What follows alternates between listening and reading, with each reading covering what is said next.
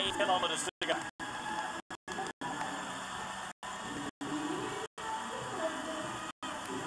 Nguyen just started to struggle. Oh, Nguyen might have blown that.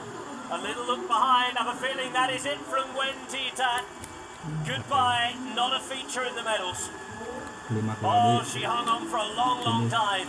And just before it started to level out, Nguyen T-Tat, so strong 4 years ago, a candidate for gold this time, has been dropped. And Na is going to make the difference. Well, Na wasn't even on the start this 2 days ago. She wasn't one of the riders who had been put forward as pre-selected for Korea Republic. She must have been going well. Hence the late call-up, and she's in danger riding away from everybody here. Yonamine can't react, she's not getting any help from anyone else, and this is Na's opportunity to go and take gold for Korea. Well, still 4.8 kilometres to go. The gradient, though, isn't as tough over the next 4.5 kilometres. There's a little ramp up towards the finish. Na set out in front. She's built up a 6-second lead very quickly indeed. She looks the freshest of the riders, and the trio behind her are not managing to get any traction at all. Well, the 28-year-old from Korea is riding away. Na Arum, already an Olympian in 2012, finished 13th in London. Going out here in 2018 at the Asian Games in search of gold. Well, she's not consistently the strongest alongside Yonamine. And Korea, who had her teammate Lee Joo-mi chase every single move down on the flat section of the race. And I think now we know why. She is looking so strong and obviously feels like she has the legs to win. And she's continuing to pull away here. And Yonamine, who kept on looking around, kept on looking for sort of assistance on the climb, she just doesn't look as though she's got anything left. These three riders look as though they've decided they're just going to stay together and try and fight it out for the minor places. There's no organisation. This race, barring an absolute disaster, is going to Korea Republic. Surely they're going to take the win here. 22 seconds already between the leaders in the chase. And look, there's no organisation behind. Nothing left in the tank for Yonamine, Young or Pu. And Yonamine, look, just gesturing around. Let's work together. Let's get back in this. This is where it gets a little easier on the flat before it goes uphill to the finale. And Na Arum, in the form of her life, has an Asian Games gold medal opportunity. It's been a while, hasn't it, since Korea won the women's road race as well? Yeah, you have to go all the way back to 2002. That was on home roads, of course, in Busan. Kim Young-mi was the winner on that occasion, but they are looking very likely to pick up a third gold medal in Asian Games women's road race history. Well, you have to feel for Japan here in Yonamine. They've done a lot of work. They've attacked, they've tried to influence the race, they've tried to make it a race on occasions when it has been quite calm. And here, only Yonamine can ride at the front. Pu can't give her anything in the red.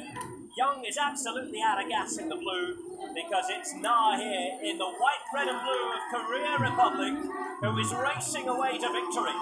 3.2 kilometres from the line, and she knows surely now she has this sewn up.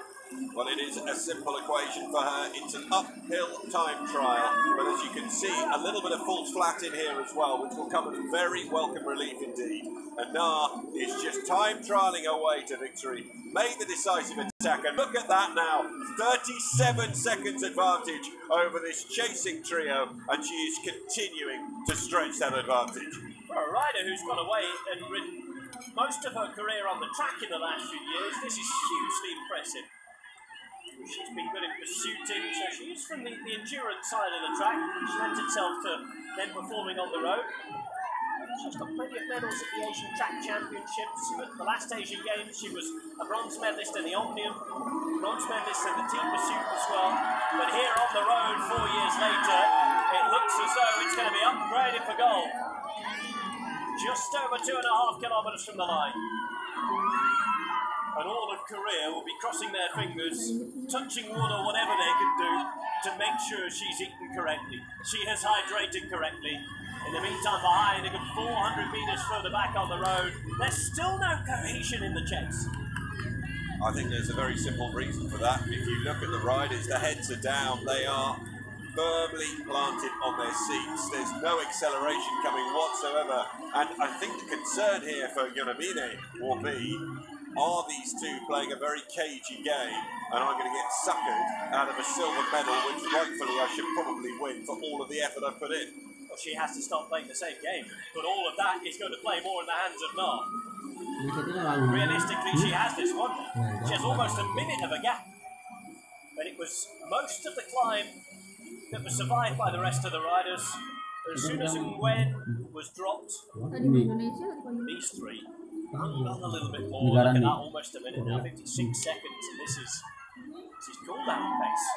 Well, it's done and dusted. And just as long as there aren't any riders who've managed to find anything at all, this sort of huge blow from Nguyen Tat, I'm assuming that she's got absolutely nothing left to catch up, because she looked totally finished. And that did demonstrate just how hard this final climb has been and how hard it is going to be. It's levelled up for a fascinating men's race as well in here in the Asian Games 2018.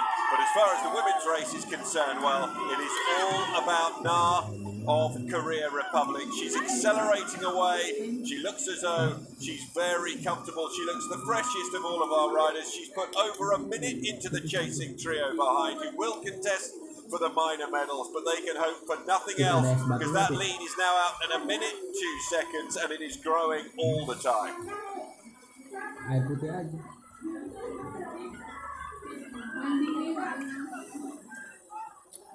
Just over a kilometre to go. In 300 metres, she'll hit the Flamme Rouge, she'll hit the final kilometre. And it's going to be almost 3 hours of racing for this gold medal, surely now, for Na Arum from Korea.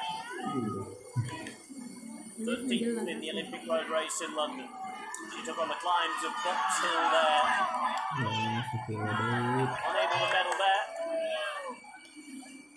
She's going to pick up a gold medal here in Indonesia. Now, finally, movement from behind. There is Pu on the left-hand side.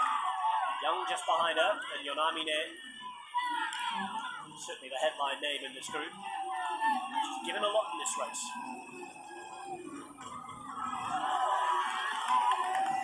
One kilometre to go in time for the leader. Na Arum has a minute's lead.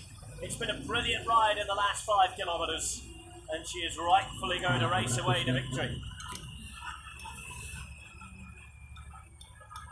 In the meantime, the race for the medals is on behind. One of these riders is going to miss out on the podium.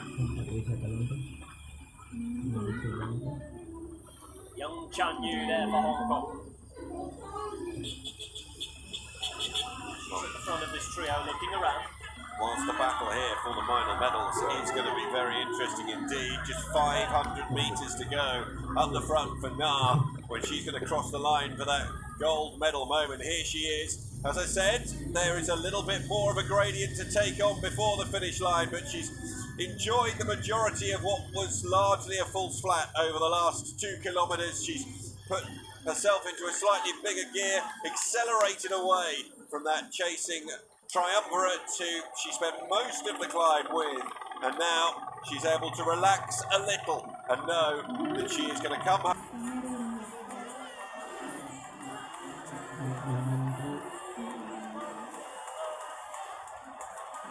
Lovely scenes after so much hard work.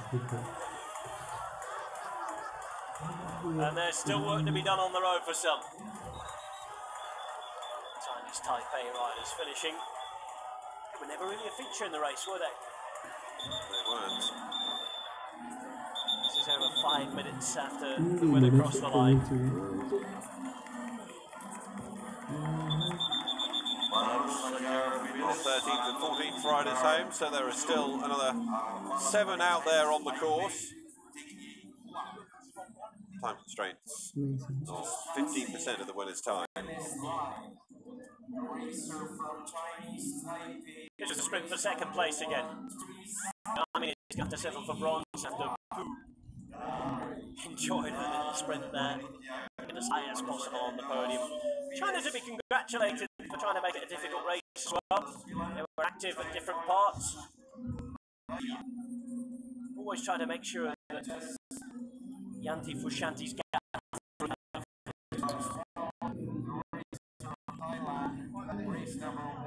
It was the Korean plan that came together the best. You saw the effort from Pu.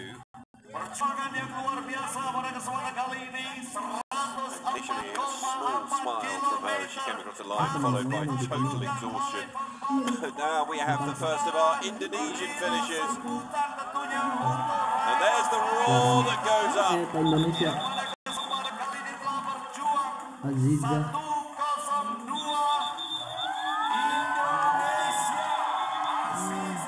Aziza Fashana, the first of our two across the line.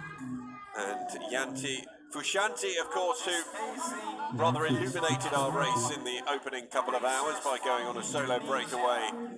I think we'll have to wait a little while for her to come across the line still.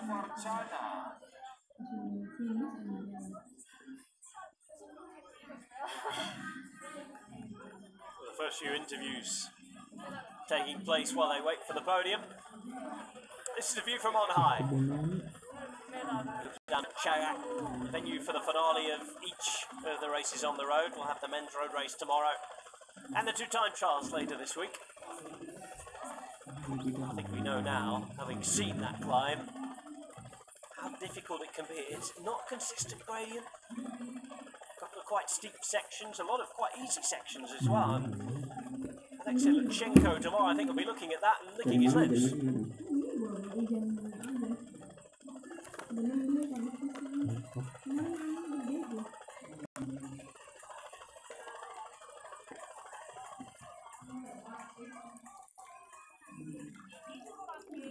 Your Asian Games gold medal winner, though, comes from Korea.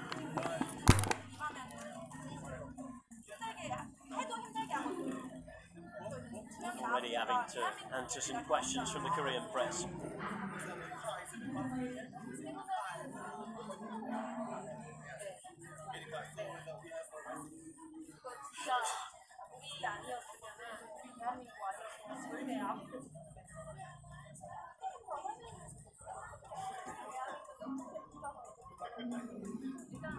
They become the most dominant nation in women's road race history at the Asian Games. That's their 3rd gold medal.